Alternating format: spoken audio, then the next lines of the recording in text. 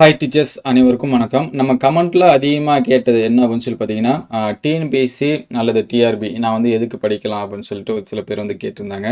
அதுக்கு காரணம் என்னென்னா, இப்போ ரீசெண்டாக பார்த்தீங்கன்னா நிறைய நியூஸ் பேப்பரில் டிஆர்பிலையும் போஸ்டிங் வந்து ஃபில் பண்ணுறதுக்கு வாய்ப்பு இருக்குது. ஏன்னா நம்ம நேற்று ஒரு வீடியோ அப்டேட் பண்ணியிருந்தோம். கிட்டத்தட்ட 15,000 போஸ்ட் வந்து ஃபில் பண்ண போகிறாங்க அப்படிலாம் நமக்கு சொல்லியிருந்தாங்க. அதுக்கடுத்து இன்னும் ஒரு எஜுகேஷன் நியூஸ் சேனல் இது எல்லாமே பார்த்தீங்க அப்படின்னா, அரசு அலுவலகங்களில் இருக்கக்கூடிய காலி பணியிடங்களில் விரைந்து நிரப்ப நடவடிக்கை.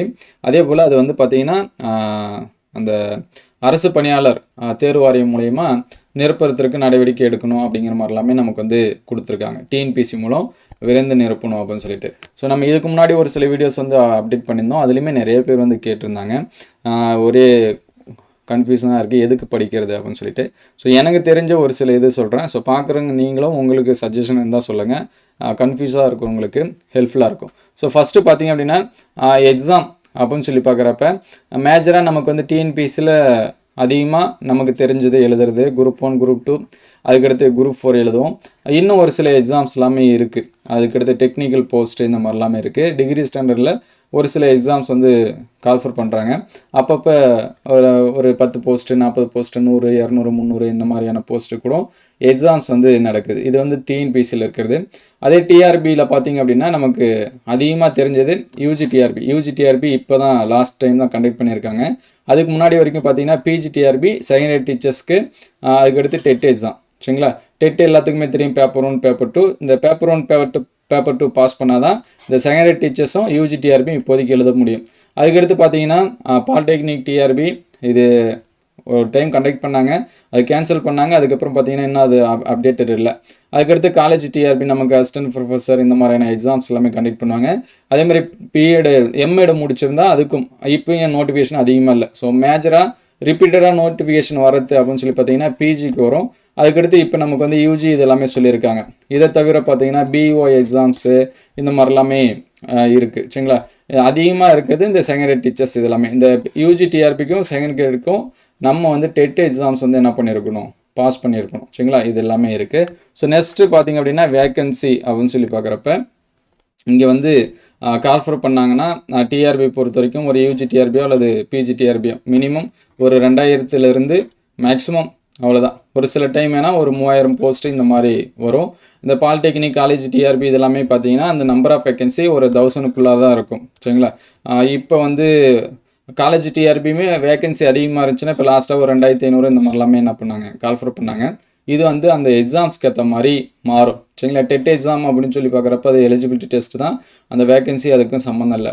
அதே வந்து டிஎன்பிஎஸ்சியில் பார்த்தீங்க அப்படின்னா நமக்கு குரூப் 4 நம்பர் ஆஃப் வேக்கன்சி அதிகமாக கால்ஃபர் பண்ணுவாங்க. ஒரு சில டைம் 8000 10000 15000 இந்த மாதிரி கூட நமக்கு வந்து கால்ஃபர் பண்ணியிருக்காங்க. அதுக்கடுத்த கேட்டகரியில் அதிகமாக போஸ்ட் கால்ஃபர் பண்ணுறது குரூப் 2 எக்ஸாம். இது வந்து கால்ஃபர் பண்ணுவாங்க. 5000க்கு கால்ஃபர் பண்ணியிருக்காங்க, 2000 3000 இந்த மாதிரிலாம் பண்ணியிருக்காங்க.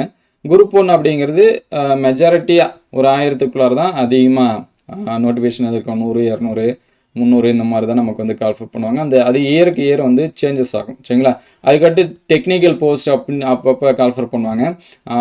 இன்டர்வியூ நான் இன்டர்வியூ இந்த மாதிரி சொல்லிட்டு. இதை தாண்டி இன்னும் ஒரு சில இன்ஜினியரிங் குவாலிஃபிகேஷனுக்கு எக்ஸாம்ஸ் எல்லாமே என்ன பண்ணுறாங்க, கண்டக்ட் பண்ணுறாங்க. மெஜாரிட்டியாக தெரிஞ்சது இது. ஸோ இதுக்கு வந்து பார்த்தீங்கன்னா டெக்னிக்கல் போஸ்ட்டுக்கு 400 பண்ணுவாங்க, இல்லை 1000க்குள்ளார பண்ணுவாங்க. ஒரு சில டைம் மோஸ்ட்லி பார்த்தீங்கன்னா 1000 இந்த மாதிரி இருக்கும். இது வந்து கன்ஃபார்மாக இவ்வளோ தான் இல்லை, அது வந்து சேஞ்சஸும் ஆகும். சரிங்களா? இதுதான் வேக்கன்சியை பொறுத்த வரைக்கும் இருக்கக்கூடியது. ஸோ நெக்ஸ்ட்டு பார்த்தீங்கன்னா டுரேஷன் அப்படின்னு சொல்லி பார்க்குறப்ப டிஎன்பிஎஸ்சியில் எக்ஸாம் இப்போ கன்சிஸ்டண்டாக ஒரு லாஸ்ட்டு 3 to 4 இயர்ஸாக பார்த்தீங்கன்னா எவ்ரி இயர் வச்சுட்டு இருக்காங்க. குரூப் 4 இருந்தாலும் 2 இருந்தாலும் 3 இருந்தாலும் நமக்கு ஆனுவல் பண்ண ப்ராப்பராக கொடுத்து அதன்படி என்ன பண்ணிகிட்டு இருக்காங்கன்னா வச்சுட்ருக்காங்க. அது போஸ்டிங் போகிறதுக்குன்னா கொஞ்சம் டிலே ஆகலாம். ஒரு 6 மாதம் 8 மாதம் 10 மந்த் இந்த மாதிரி ஆகலாம். ஆனால் இயர் பை இயர் வந்து என்ன பண்ணிகிட்டு இருக்காங்கன்னா கண்டக்ட் பண்ணிகிட்ருக்காங்க.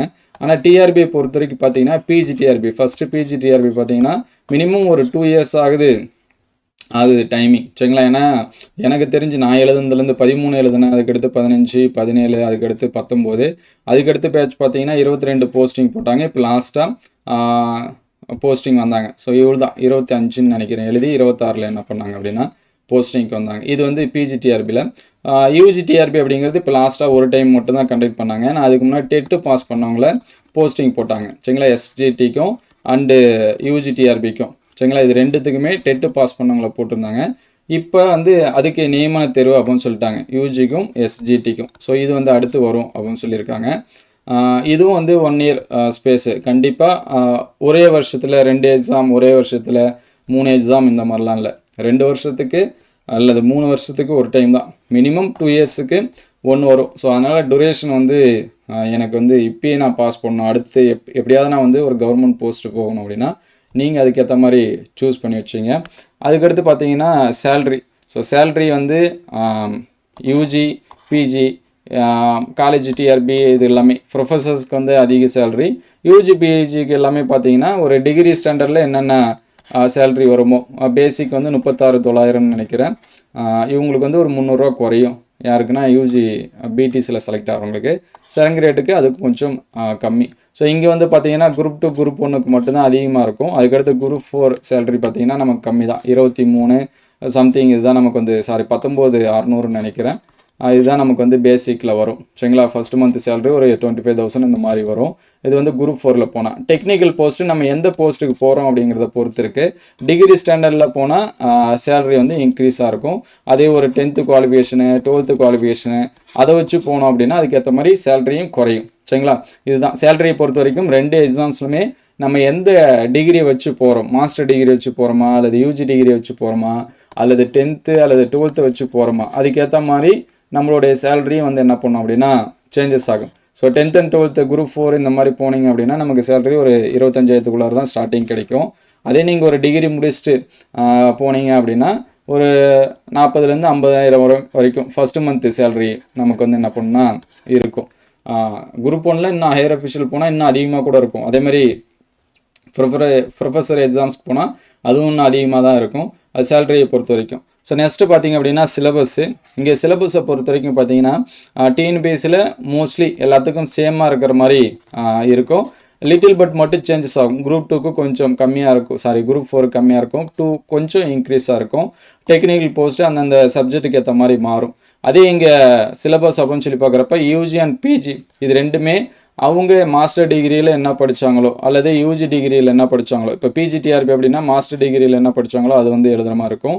அதே யூஜிடிஆர்பி அப்படின்னா அவங்க யூஜியில் என்ன படித்தாங்களோ அது எழுதுகிற மாதிரி இருக்கும். செகண்டரி டீச்சர்ஸ்க்கு சிலபஸ் தனி, அது எல்லா சப்ஜெக்டும் 5 சப்ஜெக்ட்டும் மிங்கிள் ஆகி வரும். டெட் எக்ஸாம் அதே மாதிரி தான். டெட் எக்ஸாமும் நீங்கள் ஆர்ட்ஸ் படிச்சிருந்தா அதுக்கு சிலபஸ் வந்து மாறும், சயின்ஸ் படிச்சிருந்தா அதுக்கு சிலபஸ் மாறும். இப்போ ஆர்ட்ஸ் அப்படின்னா தமிழ், இங்கிலீஷு, அதுக்கடுத்து சோசியல் சயின்ஸ் இதெல்லாமே எழுதுகிற மாதிரி இருக்கும். அதே சயின்ஸ் படிச்சிருந்தாங்க, பிஎஸ்சி இந்த மாதிரி சயின்ஸ் படிச்சிருந்தாங்க அப்படின்னா அதே தமிழ், இங்கிலீஷு, மேக்ஸு, சயின்ஸ் இது வந்து என்ன பண்ணுற மாதிரி இருக்குன்னா எழுதுகிற மாதிரி இருக்கும். சைக்காலஜி 2 பேத்துக்குமே காமன், இது ரெண்டுமே சைக்காலஜி எக்ஸ்ட்ரா ஆட் ஆகி வரும். அதுக்கடுத்து பார்த்தீங்கன்னா இந்த பாலிடெக்னிக்கு, காலேஜ் டிஆர்பி இது எல்லாமே அவங்களுடைய மேஜர்ஸை பொறுத்து இருக்கும். சரிங்களா? குறிப்பாக மேஜர் இந்த யூஜி பிஜி இந்த பாலிடெக்னிக் டிஆர்பி, காலேஜ் டிஆர்பி இந்த மாதிரி இருக்கிறது எல்லாமே அவங்க மேஜராக என்ன படித்தாங்களோ, மாஸ்டர் டிகிரியில் என்ன படித்தாங்களோ அது வந்து எழுதுகிற மாதிரி இருக்கும். ஸோ இங்கே வந்து பார்த்திங்கன்னா எல்லாமே படிக்கணும். நம்ம Tamil, English, maths, science, physics, chemistry, biology, அதுக்கடுத்து சோசியல் சயின்ஸு எல்லாமே படிக்கணும். எக்கனாமிக்ஸ் இந்த மாதிரி இருக்கும். சிலபஸ் வந்து இந்த மாதிரி சேஞ்சஸ் ஆகும். ஸோ அதுக்கடுத்து பார்த்தீங்கன்னா ப்ரொமோஷன் அப்படின்னு சொல்லி பார்க்குறப்ப இங்கே மினிமம் ஸ்கூல் எஜுகேஷனை பொறுத்த வரைக்கும் ஒரு 10 to 15 இயர்ஸ் ஆகுது ஆகும். ஒரு இப்போ பிஜியாக சேர்றாங்க அவங்க ஹெச்எம்மாக போகணும் அப்படின்னா மினிமம் 10 to 15 வந்து ஆகும். அதேமாதிரி யூஜிலேருந்து பிஜிக்கு போகிறாங்கனாலும் அவங்களுக்குமே அந்த ஸ்பேஸ் இருக்கும். அது காலேஜில் வந்து அடுத்தடுத்த லெவலுக்கு. ஆனால் இங்கே குரூப் 1 குரூப் 2 டெக்னிக்கல் போஸ்ட் இந்த மாதிரி போனாங்கன்னா இங்கே வந்து ப்ரொமோஷன் கொஞ்சம் ஃபாஸ்ட்டாக இருக்கும். அதுவும் அவங்க சூஸ் பண்ணுற டிபார்ட்மெண்ட்டை பொறுத்து. ஒரு சில டிபார்ட்மெண்ட்டில் 4 to 5 இயர்ஸில் கொடுக்குறாங்க, ஒரு சில டிபார்ட்மெண்ட்டில் 10 இயர்ஸ் வந்து இருக்கிற மாதிரி இருக்கும். ஸோ இது வந்து அந்த என்ன போஸ்டிங் வந்து எடுக்கிறாங்களோ அதுக்கேற்ற மாதிரி. ஸோ ரொம்ப முக்கியம் என்னென்னா நான் வந்து டீச்சராக தான் ஆவேன் அப்படின்னா நீங்கள் வந்து டிஆர்பி ப்ரிப்பேர் பண்ணுங்கள். இல்லை எனக்கு எதனாச்சும் ஒரு கவர்மெண்ட் போஸ்ட்டு வேணும் அப்படின்னா டிஎன்பிசி இந்த மாதிரி படிங்க. ரொம்ப முக்கியம் என்னென்னா நிறைய பேர் பண்ணக்கூடிய மிஸ்டேக்கு, ஃபஸ்ட்டு டிஎன்பிசியில் நோட்டிஃபிகேஷன் வந்தால் டிஎன்பிசிக்கு அப்ளை பண்ணி அதுக்கு படிச்சுட்ருப்பாங்க. அதுக்கப்புறம் டிஎன்பிசி எக்ஸாம் கம்ப்ளீட் ஆன பிறகு டிஆர்பி நோட்டிஃபிகேஷன் வந்துச்சு அப்படின்னா டிஆர்பிக்கு படிப்பாங்க. அதுக்கடுத்து மறுபடியும் வேறு ஏதாச்சும் எக்ஸாம்ஸ் வந்து போலீஸு இந்த மாதிரி எக்ஸாம்ஸ் வந்து கன்ஃபர் பண்ணாங்கன்னா அதுக்கு வந்து படிப்பாங்க. ஸோ எதையுமே ஒரு கம்ப்ளீட்டாக படிச்சிருக்க மாட்டாங்க. அதனால் அவங்களுக்கு வந்து போஸ்டிங் வாங்குறது டிலே ஆகும். ஸோ ரொம்ப முக்கியம் உங்களோட எய்ம், நான் குரூப் 2 அல்லது குரூப் 1 தான் போவேன் அப்படின்னா ஸோ அதுக்கு வந்து நல்லா தெளிவாக படிங்க. இல்லை நான் வந்து டெட்டு இப்போ தான் படித்தேன், அதோட நாலேஜ் எனக்கு கொஞ்சம் இருக்குது, அது டிஎன்பிஎஸ்சி ஹெல்ப்ஃபுல்லாக இருக்கிற மாதிரி இருக்குன்னு நினைக்கிறீங்க அப்படின்னா நீங்கள் தாராளமாக டிஎன்பிஎஸ்சி என்ன பண்ணிக்கலாம், படிச்சுக்கலாம். ஆனால் இதுவா அதுவான்னு ரெண்டும் கன்ஃபியூஸ் ஆகி மாற்றி மாற்றி படிச்சுட்டு இருக்காதீங்க. டிலே இது எல்லாமே உங்களுக்கு வந்து தெரியும், ஆல்ரெடி நம்ம சொன்ன மாதிரி தான். இங்கே 1 or 2 இயர்ஸ் ஆகும். காம்படிஷன் லெவல் அப்படின்னு சொல்லி பார்க்குறப்ப ரொம்ப முக்கியம் காம்படிஷன் லெவல் தான். ஸோ இங்கே வந்து பார்த்தீங்கன்னா அந்தந்த மேஜர்ஸ்குள்ளார காம்படிஷன் இருக்கும். இப்போ யூஜி டிஆர்பி அண்டு பிஜி இது எல்லாமே பார்த்தீங்கன்னா அந்தந்த மேஜர் லெவலில் காம்படிஷன் இருக்கும். ஈவன் இப்போ டெட்டு வந்து பாஸ் பண்ணதுனால ஒரு 2 லட்சம் பேர், இப்போ யூஜி டிஆர்பி அப்படின்னா ஒரு 2 லட்சம் பேர் வந்து நமக்கு காம்படிட்டர்ஸாக இருப்பாங்க. அதே இங்கே குரூப் 4 லெவல்லாம் நமக்கே தெரியும், 5 லட்சம் 15 லட்சம் எழுதுறாங்க, அது குறையும். அப்படியே குரூப் 2 அப்படின்னா ஒரு 10 லட்சமாக மாறும், குரூப் 1 அப்படின்னா 6 லட்சம் 2 லட்சம் இந்த மாதிரி மாறும். ஸோ இங்கே பிஜி லெவல் வரும்போது சப்ஜெக்ட் வைஸாக பார்த்தோம் அப்படின்னா ஒவ்வொரு மேஜருக்கும் மாறும். இதுவும் இப்போ தமிழ் இங்கிலீஷ்னால் ஒரு 20,000 to 30,000 பேர் வந்து காம்படிஷன் இருக்கும். Tamil English maths chemistry physics இதெல்லாம் ஒரு 20 to 30,000 கேண்டிடேட்டு காம்படிட்டர்ஸாக இருப்பாங்க. அதே மாதிரி biology department, botany, zoology, commerce, economics இதுக்கெல்லாமே பார்த்தீங்கன்னா ஒரு 10,000 20,000 வரைக்கும் இருப்பாங்க. ஸோ அதே காம்படிஷன் லெவல் இங்கே வந்து கம்பேர் பண்ணோம் அப்படின்னா கொஞ்சம் அதிகமாக தான் இருக்கும். ப்ராப்பராக படிக்கிறவங்க 2 பக்கமே கம்மி தான், ஒரு 1000 பேர் இந்த மாதிரி தான் இருப்பாங்க. ஒரு எஃபோர்ட் எடுத்து படிச்சுட்ருக்காங்க அப்படின்னா ஒரு 1000 to 5000 தான் 2 பக்கமும், அது டிஆர்பி படிக்கிறவங்களாக இருந்தாலும் சரி, டிஎன்பிஎஸ்சி படிக்கிறவங்களாக இருந்தாலும் சரி காம்படிஷன் இருக்கும். ஸோ இது எல்லாமே நீங்கள் வந்து மைண்ட் பண்ணி வச்சிங்க. ரொம்ப முக்கியம், எனக்கு இதுதான் அப்படின்னு ஃபிக்ஸ் பண்ணிவிட்டு ஒன்று படிக்க ஸ்டார்ட் பண்ணுங்கள். ஆனால் கொஞ்ச நாளைக்கு வந்து டிஆர்பி அடுத்து இப்போ டிஆர்பி வரும்னு சொல்கிறாங்க, அதனால் நான் வந்து டெட்டு பாஸ் பண்ணிட்டேன், நான் யூஜி டிஆர்பி படிக்கிறேன். அதுக்கப்புறம் கொஞ்ச நாள் கழித்து இல்லை நான் டிஎன்பிஎஸ்சி மாறிக்கலான்னு இருக்கேன், டிஆர்பியில் எப்போ வரும்னு தெரியாது, அதனால் நான் டிஎன்பிஎஸ்சி மாறிக்கிறேன் அப்படின்னு சொல்லிட்டு மாற்றி நீங்கள் வந்து டிலே பண்ணாதீங்க, சரிங்களா. ஒன்று சிலபஸ் நான் கம்ப்ளீட்டாக முடிச்சிட்டேங்க. ரொம்ப முக்கியம் என்னென்னா சிலபஸ், சரிங்களா. நான் வந்து இப்போ சிலபஸ் வந்து படித்து முடிச்சுட்டேன். டிஆர்பி சிலபஸ் எனக்கு வந்து நல்லா தெரியும், எப்போ எக்ஸாம்ஸ் வந்து வச்சாலும் நான் ரெடியாக இருக்கேன். அப்படிங்கிற பட்சத்தில் நான் டிஎன்பிஎஸ்சியும் படிக்கிறேன்னா தாராளமாக படிக்கலாம். ஏன்னா நிறைய பேர் மல்டி டேலண்ட்லாம் இருக்காங்க. ஒரு சில பேர் ரெண்டுமே கிளியர் பண்ணுவாங்க, டிஎன்பிஎஸ்சியும் கிளியர் பண்ணியிருப்பாங்க, டிஆர்பிலையும் கிளியர் பண்ணியிருப்பாங்க, அந்தளவுக்கு படிக்கிறவங்களாம் இருப்பாங்க. ஸோ அந்த மாதிரி படிக்கிறவங்களுக்கு பிரச்சனையே இல்லை. எனக்கு வந்து ஓரளவுக்கு தான் படிப்பேன், நான் சுமாராக தான் படிப்பேன் அப்படின்னா ரெண்டுத்தையுமே ஃபிக்ஸ் பண்ணி வச்சிங்க, கன்ஃபியூஸ் ஆகாதீங்க, சரிங்களா. அதே மாதிரி இந்த டிஎன்பிஎஸ்சி எக்ஸாம்ஸ்க்கு வந்து பார்க்குறப்ப நிறையா சென்ட்ரல் கவர்மெண்ட் எக்ஸாம்ஸ் எல்லாமே இருக்குது. அதுவும் நிறைய பேர் எழுதிட்டு தான் இருக்காங்க. நமக்கு தெரியாதவங்க தான் இங்கேயே சுற்றிட்டு இருப்போம், சரிங்களா. ஸ்டாஃப் செலெக்ஷன்லேயே நிறைய எக்ஸாம்ஸ் இருக்குது. 10th ஸ்டாண்டர்டில் கால்ஃபர் பண்ணுறாங்க, 12th டிகிரி ஸ்டாண்டர்டில் நிறையா இருக்குது. அதுக்குமே நம்ம என்ன பண்ணிக்கலாம், எழுதிக்கலாம். ஸோ அது எல்லாமே பார்த்திங்கன்னா மெயின் சென்டரில் தான் போடுவாங்க. திருச்சி, சேலம், இந்த மாதிரி சென்னை, இந்த மாதிரியான எக்ஸாம் சென்டர் தான் போடுவாங்க. ஒரு 6, 7 இந்த மாதிரி தான் போடுவாங்க. அதுவும் அந்த எக்ஸாமை பொறுத்து டிகிரி ஸ்டாண்டர்டில் கால்ஃபர் பண்ணால் ஒரு மாதிரி சிலபஸ் இருக்கும். மேபி இது படிக்கிறது தான் என்ன, அங்கே வந்து தமிழில் அதிகமாக கொஸ்டின் இருக்காது, இங்கிலீஷு, ஹிந்தி இந்த மாதிரி நமக்கு வந்து கொடுத்துருப்பாங்க. ஸோ அதனால் அது கொஞ்சம் கஷ்டமாக இருக்கிற மாதிரி இருக்கும். இங்கிலீஷ் மீடியம் படித்தவங்களுக்கு அது வந்து பிரச்சனை இல்லை. ஸோ இதுதான் டிஎன்பிஎஸ்சிக்கும் டிஆர்பிக்கும் உள்ள வித்தியாசம். எனக்கு தெரிஞ்ச இது சொல்லியிருக்கேன். ஏதாவது பாயிண்ட் வந்து சொல்ல மறந்துட்டேன் அப்படின்னா நீங்கள் வந்து பார்க்குறவங்க கமெண்ட் பண்ணுங்கள், மற்றவங்களுக்கு அது வந்து ஹெல்ப்ஃபுல்லாக இருக்கும். ஸோ வேறு எதனாச்சும் டவுட் இருந்துச்சுன்னா கமெண்ட் பண்ணுங்கள். எக்ஸாம்ஸ்க்கு வந்து கண்டிப்பாக வரும். எந்த பரீட்சை இருந்தாலும் கன்சிஸ்டண்ட்டாக நம்ம வந்து தொடர்ந்து படிச்சுட்டு தான் இருக்கணும். நம்ம வந்து ஒரு வாட்டி ஃபெயில் ஆகிட்டோம், நமக்கு வந்து மார்க் வரல அப்படின்னா அதை விடக்கூடாது.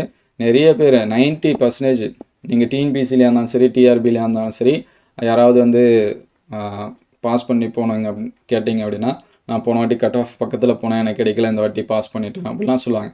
ஸோ எடுத்தோடனே ஃபஸ்ட் டைம் பாஸ் பண்ணுறவங்க அரிதாக தான் இருப்பாங்க. ஏன்னா அவங்களுக்கு அந்த நாலேஜ் இருக்கும், வீட்டில் சொல்லித்தரதுக்கு ஆள் இருப்பாங்க, அவங்க வந்து சின்ன கிளாஸ்லேருந்து கைட் பண்ணியிருப்பாங்க, ஒரு 10th அவங்களுக்கு வந்து ப்ராக்டிஸ் கொடுத்துருப்பாங்க, இல்லை 12th ப்ராக்டிஸ் கொடுத்துருப்பாங்க, டிகிரி படிக்கிறப்ப அவங்க வீட்டில் சொல்லி கொடுத்துருப்பாங்க. இந்த மாதிரிலாம் நம்ம டார்கெட் இது தான் அப்படின்னு ஃபிக்ஸ் பண்ணிவிட்டு படிக்கிறவங்களுக்கு பார்த்தீங்கன்னா ஈஸியாக இருக்கும். மொதல் அட்டம்ப்டே என்ன பண்ணுறாங்கன்னா பாஸ் பண்ணுறாங்க.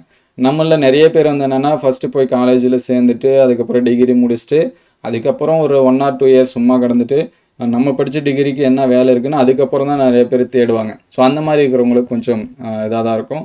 ஸோ எதாக இருந்தாலும் கண்டினியூவாக தொடர்ச்சியாக படிங்க. உங்களுக்கு டவுட் இருந்துச்சு அப்படின்னா கமெண்ட் பண்ணுங்கள். இந்த வீடியோ எந்தளவுக்கு ஹெல்ப்ஃபுல்லாக இருக்குது அப்படிங்கிறதையும் கமெண்ட் பண்ணுங்கள். தேங்க்யூ.